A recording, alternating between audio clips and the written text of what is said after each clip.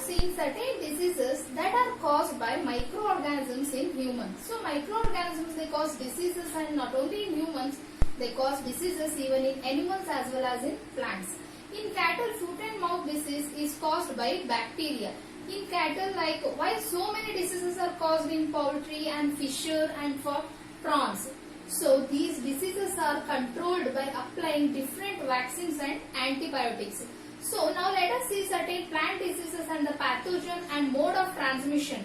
Here, citrus canker. Citrus canker is a disease. It is caused by bacteria and the mode of transmission is air. And next one is rust of wheat, and this it is caused by fungi and the mode of transmission is air and also seeds. And other one is yellow vein mosaic of bindi, and it is caused by virus and the mode of transmission is insects. For example, from which we can see how the diseases like citrus and cannot rust of wheat or the yellow vein mosaic of bindi and the transmission and what pathogen causes disease. So by this we understand the microorganisms, they cause diseases in animals and also in humans as well as in plants. Now let us say that as a topic, food poisoning. So what is this food poisoning? Microorganisms, they feed on the uncovered food or cook good food are the food items which are like exposed to air and the moisture. Say we eat food, we prepare our breakfast, lunch and also dinner. When they are hot, we serve them and we eat. It is a best practice. And to eat the fresh liquid food items, and if you bought something, some fruits or vegetables, you do not leave them outside. What do? You store them in a refrigerator, because if they are left outside, there is a chance by certain fungus the fruit and the vegetables may get spoiled. So they lose the nutritive value and they may be contaminated. Eating such contaminated food, eating such spoiled food leads to food poisoning. What? Food poisoning. Food poisoning is a condition which causes illness in the humans. So always we should eat proper food, that is fresh food. Even though it is cooker or uncool food, and it should be fresh, if it is contaminated by organisms, it leads to food poisoning. It causes severe illness, sometimes that cause death also. See, sometimes that cause a death also. There are certain symptoms. Immediately you get stomach pain, you make it go meetings or you make it shivering, nervousness, and these kind of symptoms are shown. And finally, sometimes it may lead to death. Also, immediately the person has to be treated for the food poisoning, because when the food is spoiled by microorganisms, the microorganisms, they use the nutrients in the food and they produce toxins. These toxins, sometimes they are very much poisonous, harmful. If they are mixed up with our blood, they may lead to death. And so food should be properly preserved. The first best practice doesn't preserve the food. If you get the food, fresh cook it, eat, and that's all. Preservation is the second option. Sometimes when the food is plenty and you want only the remaining food, you cannot waste, you cannot throw it out, because we should not waste the food. So the second option is storing the food properly, that is called as food preservation. See, food preservation. And there are different techniques by which we can store the food. The best practice and the well-known practice is that refrigerator. Everything we throw in the refrigerator, so everybody will be having this big box in their houses. Whatsoever the food item it is, whether it is a backward or the food you got some packets, when you open the packet and you consume, and remaining packet is thrown in the representative, and you buy some vegetables, you buy some fruits, and also remaining milk is kept in the refrigerator. So everything, liquid, solids, all packaged food process and the first cook, semi-cooked foods and everything we store in the refrigerator.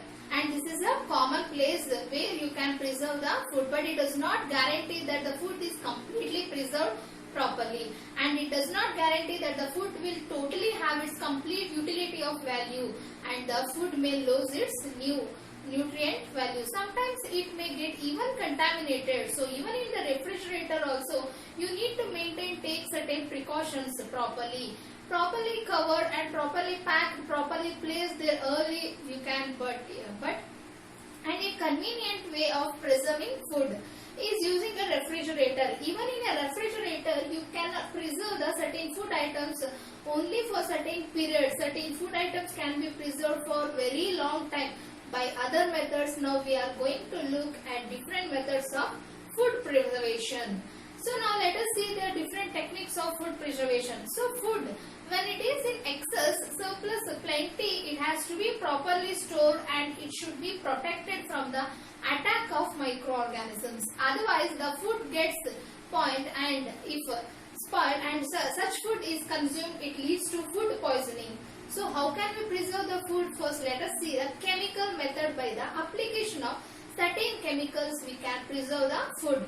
The basic household item here, chemicals like salt, sugar and oils are used to preserve certain food items. Mangoes are made into pickles and can be preserved for years. The raw mangoes are cut into pieces and they are kept in salt, chili powder and oil.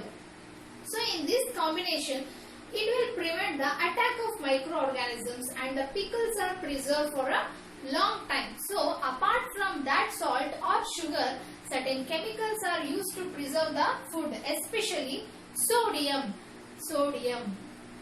Especially sodium. It is a chemical method.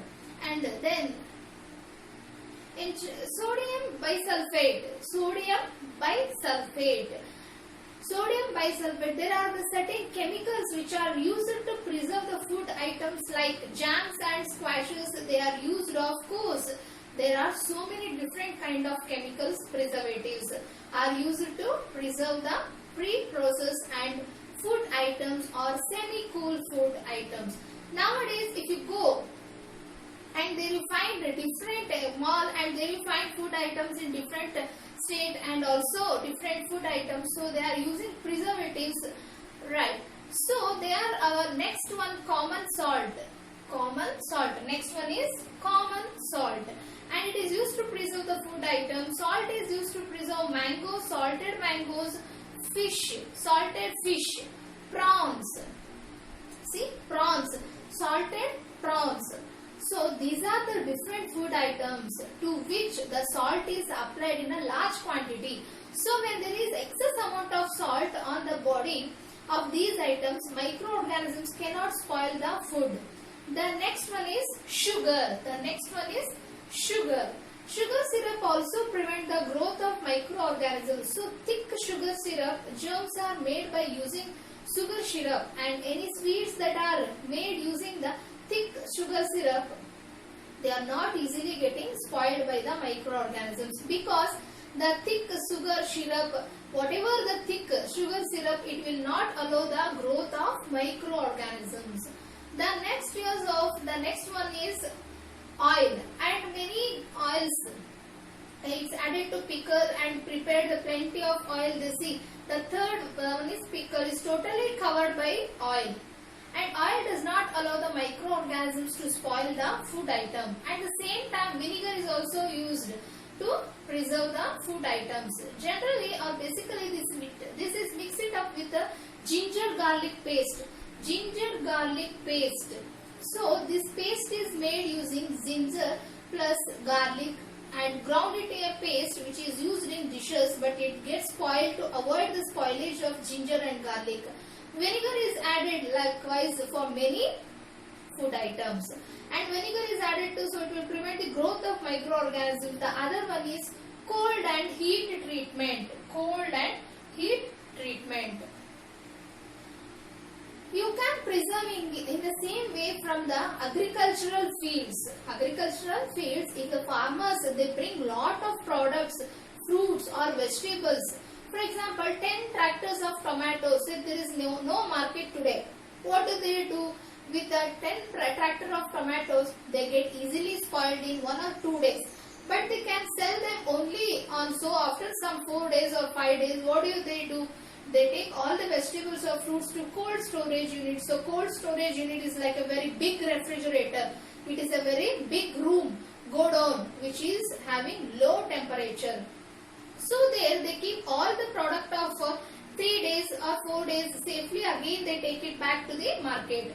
When it is favorable in such a way, cold series of storage are helpful, and certain food items like prawns and fish are exported to other countries. But prawns, they get spoiled very easily, very quickly. But how can they export it? It takes very long time to get shipped to other country. So all the prawns are packed in ice at very low temperature. So in refrigerated containers, the containers which are having the low temperature, in that containers, this ice pack and prawns are carried to different countries.